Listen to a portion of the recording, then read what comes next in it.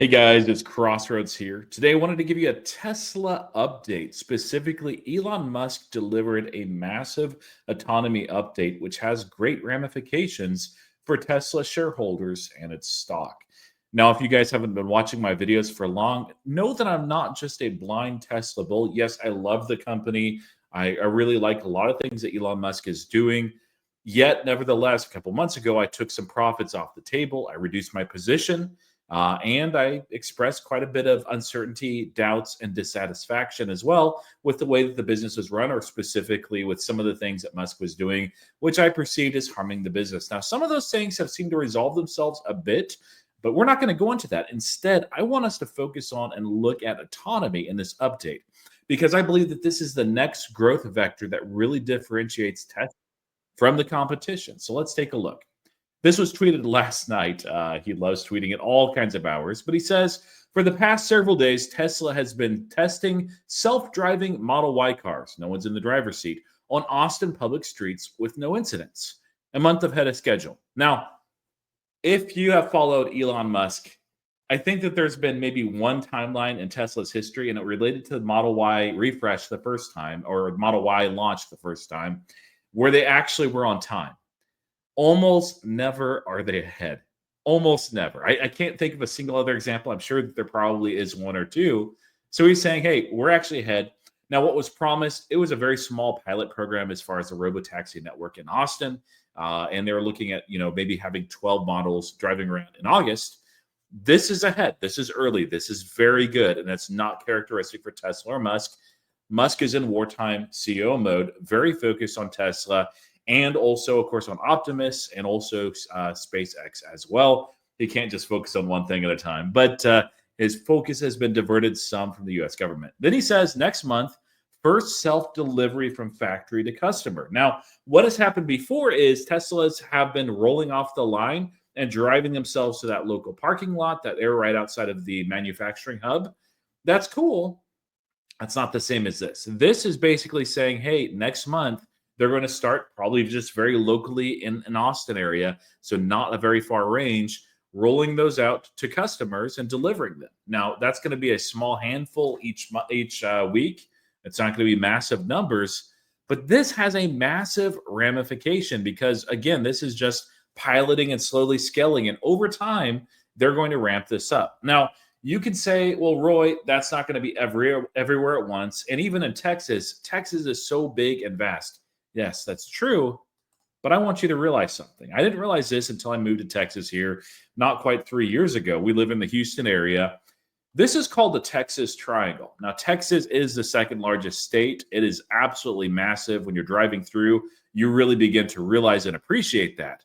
But 75% of the population of Texas lives in this triangle. So Houston, San Antonio, Dallas, Fort Worth, and Austin, of course, the large cities. But there's a lot of others that are growing massively here as well. And this is also the fastest growing area of Texas too. Why is this so significant? Well, here in Austin, just inside of Austin area, or just outside of Austin area, is the Gigafactory, where they're producing these vehicles in mass in Texas and, of course, other parts of the nation. What happens, let's say, a few months from now when Tesla says, okay, the project in Austin succeeded, maybe they'll try it in San Antonio because that's the next nearest city. 90 miles away. They don't have to stop. They don't have to charge. You don't have to figure out the logistics. Now, there will be the very rare incident of like a wreck that happens where somebody rams into a Tesla. Probably not the other way around. Full self-driving is really good, guys. And there will be some times where you get a flat tire or something happens. That'll happen.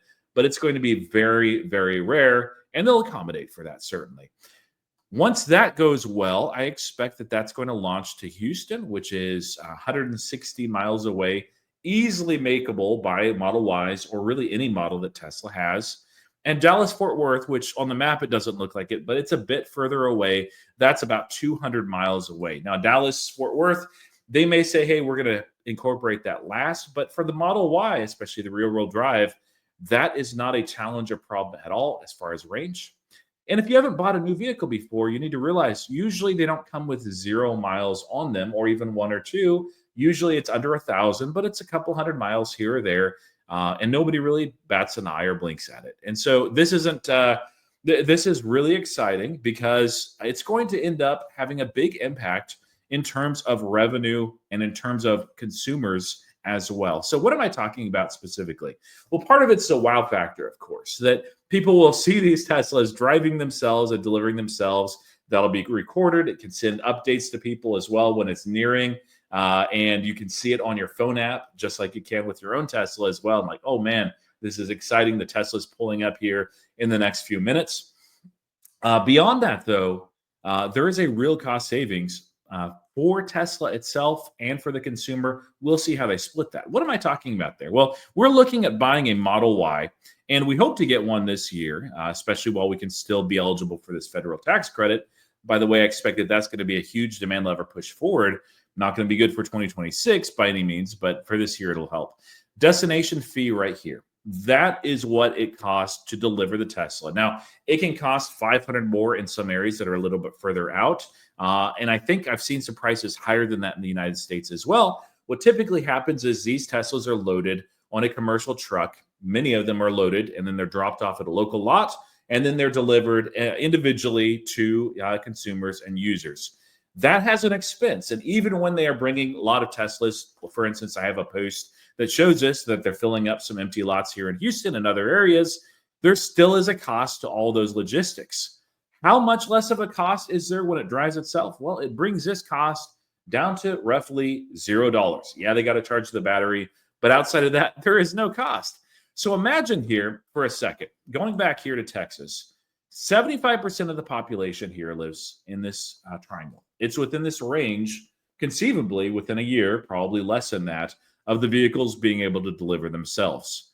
Can Tesla just say, okay, great, we're going to deliver it ourselves anyway, the car's going to do that, and we'll just bank that $1,390 per vehicle? Yeah, they can for sure do that. What would that mean for Tesla? Well, for 5,000, just 5,000 cars that are delivered over the course of a year, that's $7 million saved for Tesla.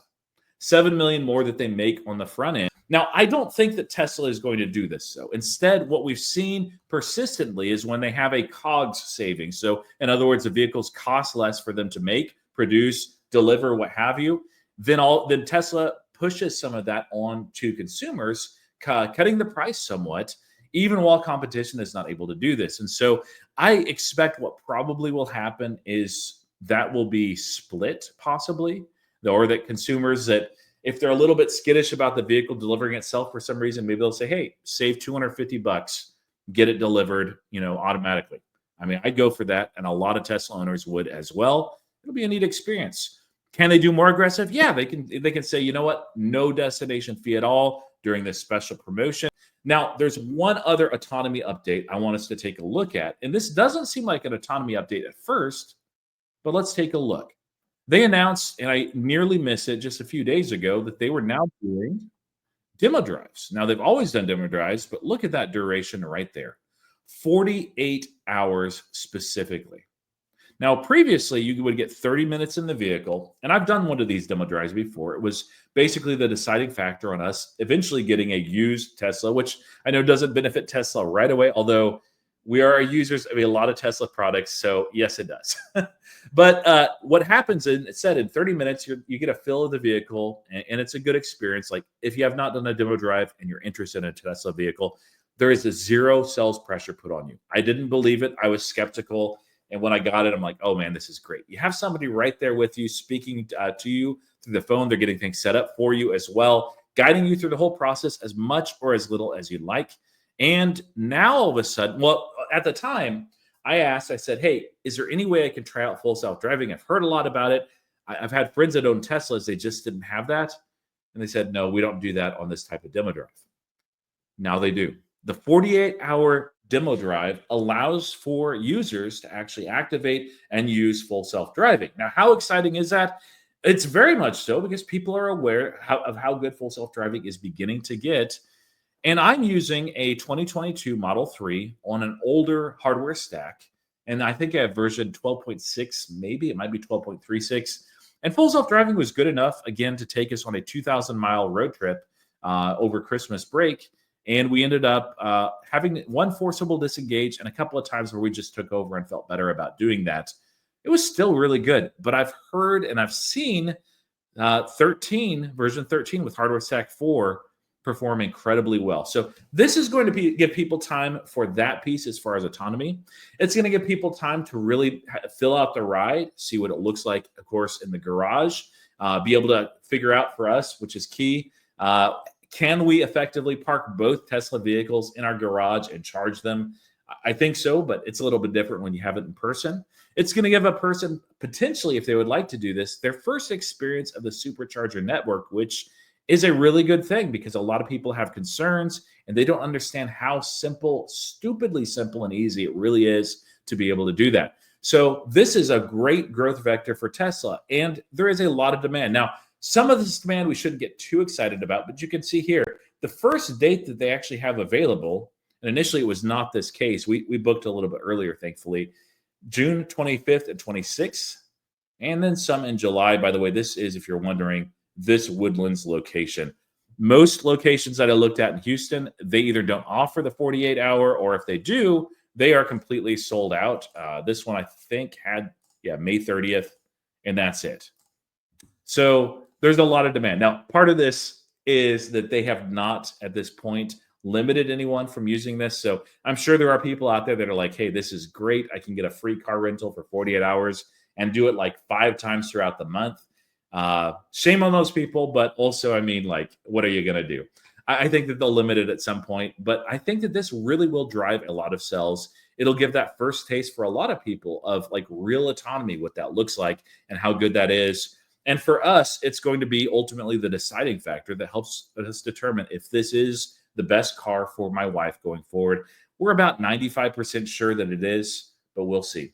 Anyway, thank you for watching, commenting, and subscribing. I do want to note, and normally I don't do this, I'm going to drop my Tesla referral code in the comments. Save yourself a little bit of money using that referral code. It helps me, it helps you as well.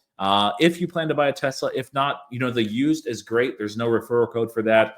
But that's how we entered the Tesla ecosystem, and that's a great experience. Anyway, let me know what you guys think in the comments, and thank you for watching, commenting, and subscribing. Until next time, happy investing.